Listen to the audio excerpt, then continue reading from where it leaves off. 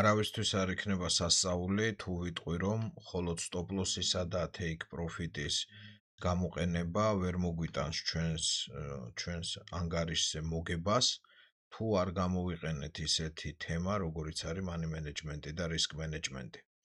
ეს არის ერთ-ერთი უმნიშვნელოვანესი თემა ვაჭრობაში და ამ თემის უგულებელყოფა ან აბსოლუტურად გაუცხოება ამ თემასთან იქნება ძალიან დიდი დანაშაული ტრეიდერების მხრიდან. ამიტომ პირველ რიგში საჭირო არის რომ ეს თემა იყოს კარგად დამუშავებული, კარგად აღქმული, რადგანაც ეს ეხება არა მხოლოდ ფულის მართვას, არამედ ფსიქოლოგიასაც. მოგესალმებით, მე გახლავარ დავით ბოტკოველი და დღეს გავიგებთ თუ რას მოგცემს ჩვენ უშუალოდ money management-ის და risk management-ის გამოყენება ვაჭრობაში. ყველას გვინდა რომ ჩვენ გქონდეს ფული, ყველას გვინდა რომ მართოთ კაპიტალი ძალიან კარგად, მოგებაში ვიყოთ, მაგრამ ამავე დროს ჩვენ არ ვაკეთებთ იმ ძალიან უმნიშვნელოვანეს დავალებას ვაჭრობის დროს, რომელსაც ქვია იგივე money management-ი ან risk management-ი. ხა რა თემაა ეს ორივე, ხო? money management-ი, ანუ მარტივად რო ვთქვათ, ეს არის ფულის მართვა. ანუ ჩვენ უნდა მოვიგოთ რაღაც, წავაგოთ რაღაც და ამავე დროს საერთო ჯამში დავრჩეთ მოგებაში. აი მთავარი გამყოფი ამ შემთხვევაში money management-სა და risk management შორის არის ის, რომ money management-ი გულისხმობს რამდენს მოვიგებთ ან წავაგებთ, ხოლო risk management-ი გულისხმობს გარკვეული რისკების მერე თუ შევწყვეთ ჩვენ მუშაობას და შესაბამისად გავაგრძელებთ ხოლო სხვა პერიოდში მუშაობას.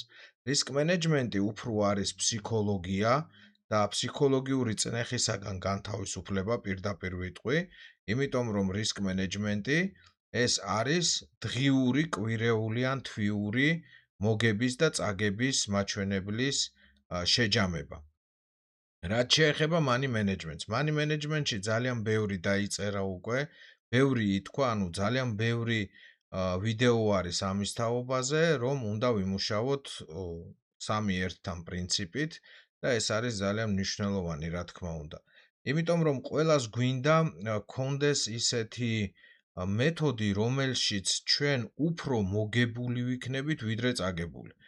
ანუ 10 შემთხვევიდან ჩვენ გვინდა რომ მოვიგოთ შეიძლება 9 ან 10-ვე ან 8 და ასე შემდეგ, მაგრამ რეალობა არის აბსოლუტურად საპირისპირო, რომ ხშირ შემთხვევაში ჩვენ უფრო ვაგებთ, ვიდრე ვიგებთ.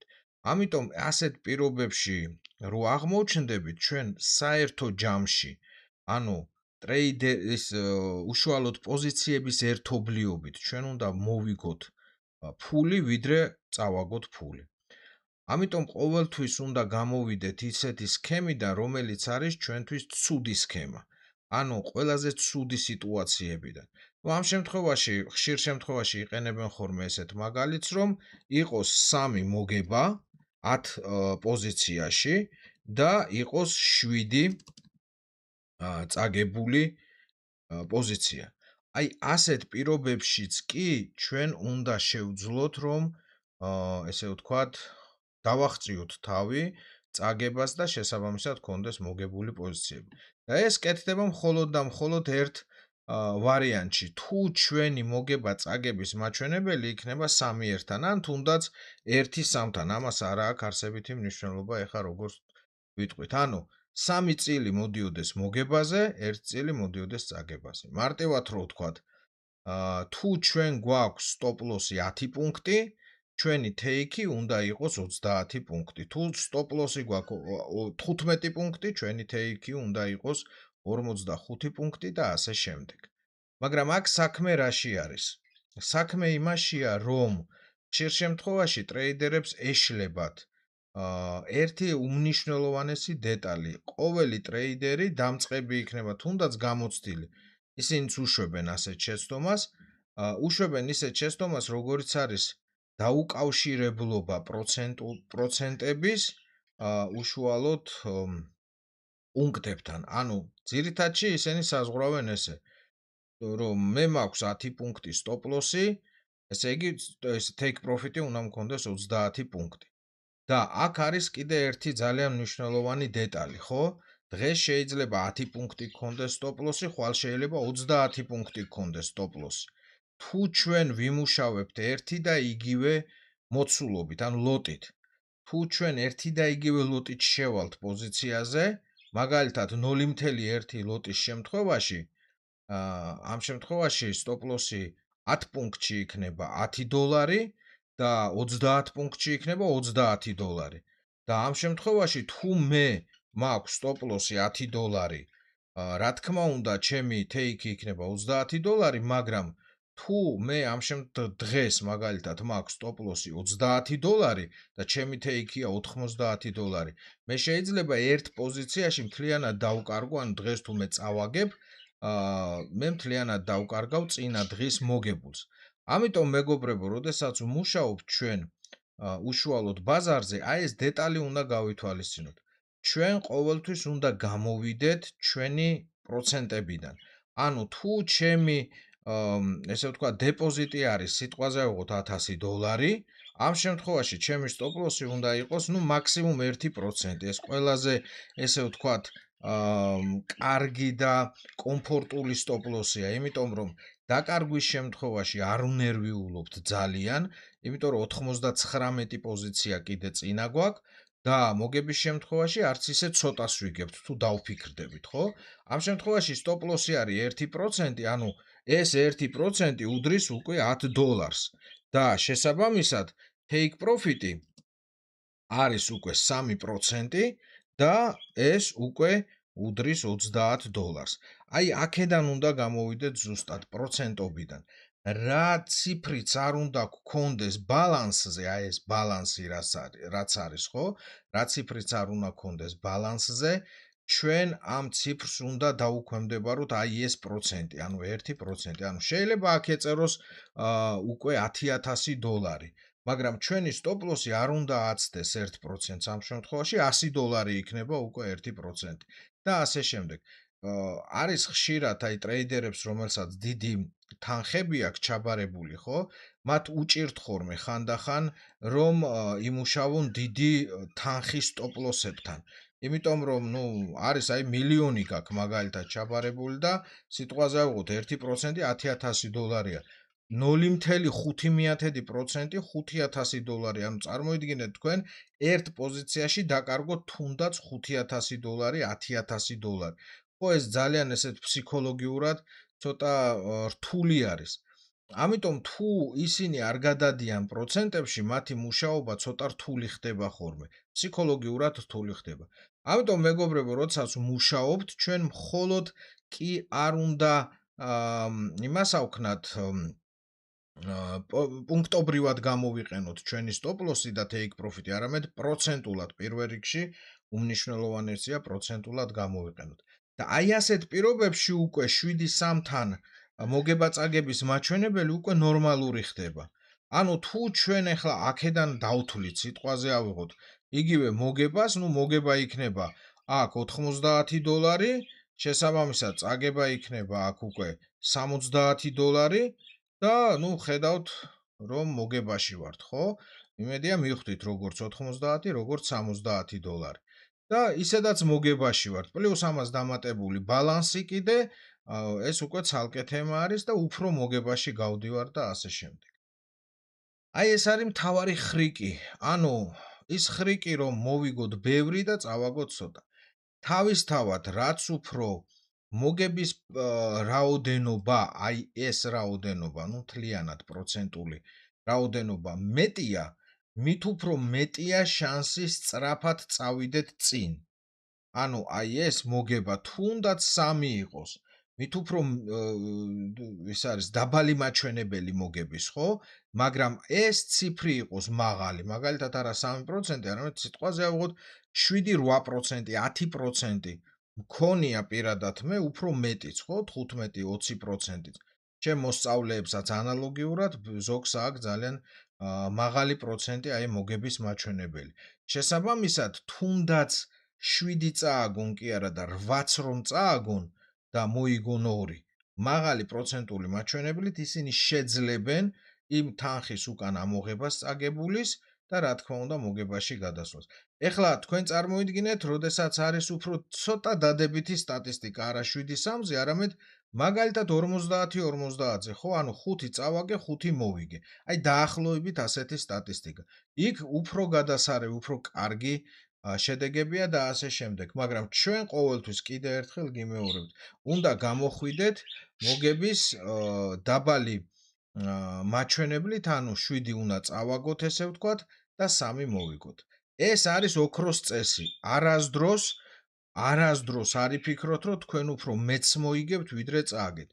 თუ თქვენ ესე იფიქრებთ, ხო, და არის მომენტები ბაზარზე, როდესაც ბაზარი თქვენს კონკრეტულად თქვენს სისტემასთან ცოტა ცუდად იქცევა. მაშინ, რა თქმა უნდა, გექნებათ ესეთი ფსიქოლოგიური ძალიან ცუდი წნეხი და შესაბამისად აი ამ წნეხის გამო შეიძლება საერთოდ აირიოთ ბაზარზე. მოკლედ მეგობრებო, ეს რაც შეეხებოდა უშუალოდ თქვენს money management-ს, ანუ მოგება წაგების მაჩვენებელს. ეხლა გადავიდეთ risk management-ზე. აი მთავარი პრობლემა ზუსტად ბევრი წაგების ეს არის, რა თქმა უნდა, risk management-ი. თქვენ უნდა ეცადოთ, რომ არ წააგოთ დღის განმავლობაში ბევრი, ჯერ აქედან უნდა დაიწყოთ. ანუ თქვენ უნდა ეცადოთ, რომ თქვენი წაგება დღის განმავლობაში შემოიფარგლოს. მაგალითისთვის შემოიფარგლოს სიტყვაზე ავიღოთ 1%-ით, ხო?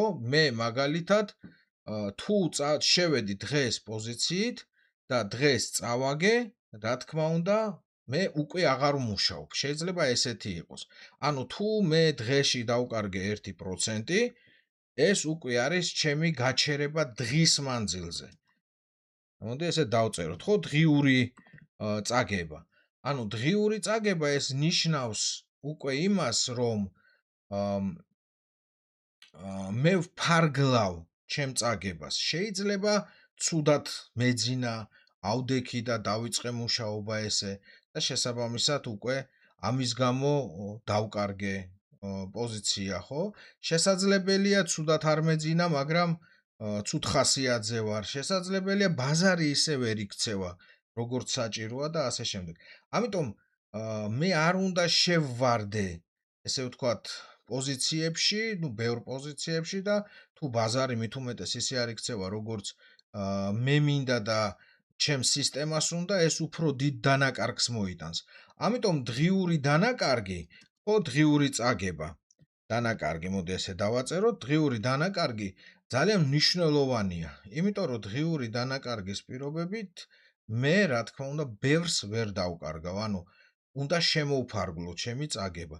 ეს მე დამამშვიდებს კიდეც, მე ვიცი, რომ დღის განმავლობაში მე არ შემიძლია წავაგო ამაზე მეტი, ამიტომ მე ყოველ პოზიციას ვუფრთხილდები. თან აქ უკვე მოდის ისეთი თემა, როგორიც არის პოზიციების შერჩევა, უფრო უკეთესი პოზიციების კუთხით გადახედვა და ასე შემდეგ, ასე შემდეგ. ანუ ვუფრთხილდები თვითოულ შესვლას და შესაბამისად უფრო ესე ვთქვათ, ნაყოფიერი შესვლა მაქვს. და წარმოვიდგინოთ მე, ეხლა ეს დღიური დანაკარგი ეს ერთი არის, მაგრამ მე შეიძლება მქონდეს ასევე დაწესებული კვირის დანაკარგიც, ხო? ანუ მაგალითისთვის მე ვთქვა, რომ კვირის განმავლობაში მე არ უნდა დავკარგო, სიტყვაზე ავიღოთ 3%-ზე მეტი.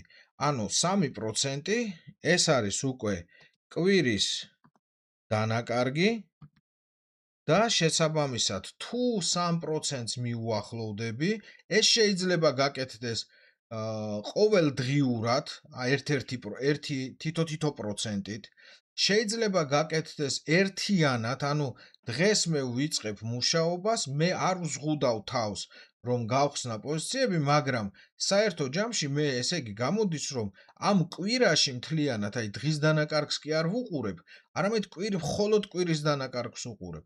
და კვირის განმავლობაში მე უნდა მქონდეს მაქსიმუმ 3% დანაკარგი. და შესაბამისად, აი ამ კვირის დანაკარგის მიხედვით ვსაზღვრავ ჩემ risk management-ს. აქედან გამომდინარე, მე თუ მივახწევ 3%-ს დანაკარგს, ანუ თქვათ სიტყვაზე ავიღოთ, მაქვს $1000 დეპოზიტზე, წავაგე $30, ანუ $970 გამიხდა ანგარიშზე, მე უკვე ვჩერდები, ანუ იმ კვირას უკვე საერთოდ აღარ ვმუშაობ. ერთი კვირის განმავლობაში და ახალი კვირიდან ვიწყებ უკვე მუშაობას. რატომ არის ეს მნიშვნელოვანი, ხო? რა თქმა უნდა, მნიშვნელოვანია იმ კუთხით, რომ ასევე აი ბაზარი როგორ იქცევა. ანუ არ გეგონოთ, რომ ბაზარი ესეთი ადგილია, სადაც აი თქვენ ესე ლამაზად გხვდება, ხო, ბაზარი და თქვენთვის ესეთი ხელგაშლილი ადგილია. პირიქით, მეგობრებო, ძალიან მტრული გარემოა პირდაპირ გაგებით ბაზარი, სადაც აი იმ ბაზარზე უნდა ვიყოთ ძალიან ფრთხილად, ძალიან ესე ვთქვათ, ყურადღებით, შესაბამისად, ჩვენ თუ გვექნება ისეთ სიტუაცია კვირის განმავლობაში, რომ არ არის ახლა ჩემი უშუალოდ სისტემით შესვლა, ჩემი სისტემა ამ დროს აგებს. მაგალითად, მე სისტემა მაქვს სიტყვაზე ავიღოთ გათვლილი ფლეტებში სამუშაო და ახლა ტრენდებია. ან პირიქით ხო ტრენდებში სამუშაოთ მაქვს სისტემა და ახლა განვითარებულია ფლეტი და ასე შემდეგ. ეს რა თქმა უნდა უკვე ჩემს სისტემას ძალიან ცუდ მდგომარეობაში ჩააგდებს. ამიტომ თუ ესეთი სიტუაცია არის, ხო, სჯობს რომ მე გავერიდო ბაზარს, კი, დავკარგე რაღაც გარკვეული პროცენტი. მაგრამ ყოველ შემთხვევაში მე ბევრი არ დავკარგე და შესაბამისად ამ ბევრი არ დავკარგეს პირობებში მე უკვე მოგებული ვრჩები. აი ბევრისგან განსხვავებით უკაცრავად ბევრისგან განსხვავებით მე უკვე ვრჩები მოგებული. ამიტომ აი ეს ძალიან მნიშვნელოვანი დეტალი არის, რომელსაც ხშირ შემთხვევაში ტრეიდერები არ აქცევენ ყურადღებას. და ბოლოს რა არის, ხო? ბოლოს არის თვის დანაკარგი. ანუ მაგალითად წარმოვიდგინოთ, რომ თუ 2 კვირის მანძილზე მე ვაგებდი 3%-ს, ანუ დავკარგე 6%, ეს არის ჩემი თვის დანაკარგი, ხო? და შესაბამისად, თუ მე მაგალითად აპრილის თვეში 2 კვირის განმავლობაში, პირველი 2 კვირა, ან მეორე კვირა, მესამე კვირა, მივხვდი რომ წავაგე 6%, ამ შემთხვევაში თუ $1000 მაქვს, კვლავ ციფრით გამოვიდეთ, ხო? თუ $1000 მაქვს მე ანგარიშზე, დავკარგე სიტყვაზე ავიღოთ უკვე $60, ეს არის რა თქმა უნდა უკვე ჩემი თვის დანაკარგი და მე აპრილის თვეში უკვე აღარ ვიმუშავებ ჩემს ესე ვთქვათ ანგარიშზე და დავისვენებ აპრილის თვეში. ხა ზოგი იტყვის, ხო, აი როგორ შეიძლება ბაზარი ხო მოძრაობს, იქნებზე არ არის აქ საქმე, მეგობრებო. ყველაფერი ხდება ჩვენ ბაზარზე, ხო? ანუ იქნებ პირიქით უფრო უარესობისკენ წავიდეთ. რატო ვფიქრობთ ყოველთვის ჩვენ რომ თუ მე დღეს დავკარგე, ხვალ მოვიგებ. ან თუ მე რაღაც 5%-იანი დანაკარგი მაქვს, მე მაგალითად უცებ მოვიგებ 30%-ს, 40%-ს. ჩვენ ესე არ უნდა ვიფიქროთ. აი ზუსტად მომგებიანი და წამგებიანი ტრეიდერები, ხო? რითი განსხვავდებიან ერთმანეთისგან? განსხვავდებიან აი ამ ფიქრებით. ანუ მომგებიანი ტრეიდერი ესე ვთქვათ, ყოველთვის ფიქრობს, რომ დაიზღვიოს თავი, ანუ ყოველთვის ცუდი სცენარიდან გამოდის და შესაბამისად ყოველთვის უფრო ხელმომჭირნი არის, მოდი ესე გავაკეთოთ, ხო, ესე ვთქვათ ესე სიტყვა და უფრო ზუსტ შესულებს აკეთებს, დანაკარგს უფრთხილდება, რომ ესე ბევრი არ დაკარგოს და ასე შემდეგ და აი ცუდი ტრეიდერი რითი განსხვავდება, რომ უფრო ესე ვთქვათ, მისი აზრები არის უფრო პოზიტიური, მოდი ესე დავარქვათ, ხო? და ის იძახის, რომ კაცო, ყველაფერი კარგად იქნება, ყველაფერი მშვენივრად იქნება. აგერ კი მე დღეს დავკარგე, მაგრამ ხვალ 20 ჯერ მეც მოვიგებ და არა და პირიქით ხდება ხოლმე ამ დროს. ხდება ის, რომ უფრო მეც აგებენ ესეთი ტრეიდერები მეორე დღესაც, მესამე დღესაც და ასე შემდეგ. ამიტომ მეგობრებო, მოდი რომ არ გამოგვივიდეს ისე, რომ ცუდი ტრეიდერის ადგილზე დავდგეთ, ხო, ჩვენ ყოველთვის გამოვიდეთ ცუდი სცენარიდან. ანუ დავკარგე ბევრი, მოვიგე ცოტა, რაოდენობა ესე ვთქვათ პოზიციების, ხო? ანუ ბევრი პოზიცია წავაგე ცოტა პოზიცია მოვიგე, მაგრამ მე უნდა საერთო ჯამში გავიდე პლუსში. და აქ უკვე შემოვიტან risk management-ს, რომ მე დღიური რისკი მაქვს, კვირის რისკი მაქვს, თვის რისკი მაქვს და საერთო ჯამში, რა თქმა უნდა, გრძელ დისტანციაზე მე უკვე უფრო მოგებული დავრჩები ასე, ვიდრე წაგებული. იმიტომ რომ მე თუ შევზღუდავ ჩემ თავს, ხო? რა თქმა უნდა, თავისთავად უფრო ესე ვთქვათ, უფრო სწორი მიმართულებით წავალ ტრეიდინგში. ნებისმიერ თემაში ესე არის, ხო? კვების თემაშიც კი ესე არის. ადამიანი, რომელიც ყველაფერს ჭამს, მოდი ესე დავარქვათ, და ადამიანი, რომელიც ასე თუ ისე ზღუდავს თავს, რომ არ შეჭამოს ყველაფერი რა. ანუ ცოტა გამოირჩიოს საჭმელიც და იგივე საქმეშიც, ხო? ადამიანი, რომელიც აი ეს მიაკვდება ხოლმე პირდაპირ გაგებით საქმეებს და რაღაცებს და ადამიანი, რომელიც კი აკეთებს საქმეს, აკეთებს ყაირათიანად საქმეს, ხო? მაგრამ აკეთებს ჭკუით, გონებით საქმეს და ასე შემდეგ. ანუ ყველაფერში ერთი და იგივე არის. აქაც ტრეიდინგი არ განსხვავდება ცხოვრებისაგან. შესაბამისად, მეგობრებო, მე გირჩევთ, რომ აი ამ მომენტზე უშუალოდ დაფიქრდეთ. თუ როგორ შეიძლება რომ ჩვენ ბევრი არ დავკარგოთ, ანუ თქვენ რომ ბევრი არ დაკარგოთ, აი ესაა მთავარი. და მოგებით, რა თქმა უნდა, გრძელვადიან დისტანციაზე უფრო მოგებული დარჩებით. თქვენ ნუ ფიქრობთ, რომ თქვენ იმუშავებთ ერთი თვით და თქვენ ერთ თვეში მოიგებთ მილიარდებს. ნუ მილიარდები რომ მოიგოთ, მილიარდები უნდა გქონდეთ ჯერ ჩადებული და ისე უნდა მოიგოთ მილიარდები, ხო? და შესაბამისად, ეხლა თუ თქვენ ეს მომენტი არ გექნებათ კარგად დამუშავებული, ეს risk management-ი, money management-ი, stop loss-ის და take profit-ის დაყენებას, ისე ნუ არანაირი აზრი არ აქვს, პირდაპირ გეტყვით. აბსოლუტურად ეს უკვე გადავა იცით როგორ თემაში. კი, კარგია stop loss-ი რო გაქვს დაყენებული, მაგრამ აი უბრალოდ რომ გაქვს დაყენებული stop loss-ი, აი უბრალო ვარიანტში გადავა. თავარი დანიშნულება stop loss-ის და take profit-ის ზუსტად ეს არის. რომ თქვენი რისკი და თქვენი მოგებაც კი, თქვენ წარმოიდგინეთ, მოგებაც კი აკონტროლოთ. მოგების კონტროლსაც აქვე გეტყვით ორი სიტყვით, რომ მოდით ნუ დაიწყებთ იმაზე ფიქრს, რომ მოვიგო 200%, ხო, ერთ პოზიციაში. არა, რა თქმა უნდა. ერთ-ერთმა ძალიან ესეთმა ნიჭიერმა ადამიანმა თქვა, ოღონდ ამ სფეროდან არა, რომ როგორ უნდა შეჭამო სპილო და ლუკმათო. ანუ არ არის საჭირო ერთიანად 200%-ის აღება. ეტაპობრივად, ნაბიჯ ყველაფერი ესე კეთდება საერთოდ. და რაც უფრო ეტაპობრივად გაქვთ გაკეთებული ის მოგებაც, მით უფრო სწორი მიმართულებით მიდიხართ. ერთიან მოგებას ყოველთვის თუ არა ხშირად მაინც ახლავს ერთიანი წაგებები. აი ესაა ძალიან ცუდი სხვათა შორის, რომ ერთიანად მოგებას რატომღაც აი ადამიანი გებულობს ისე, რომ ის ძალიან მაგარია და ნუ აქ უკვე უშვებს ძალიან დიდ შეცდომებს. ამიტომ მეგობრებო, დაუკვირდით აი ამ სქემას, რაც მე მოგეცით. თქვენ შეიძლება ეს ციფრები შეცვალოთ როგორც გნებავთ. ეს არ არის ახლა მაინც და მაინც რომ გინდა თუ არა ესე იყოს, ხო? ეს არის რომ უბრალოდ სქემა არის ესეთი.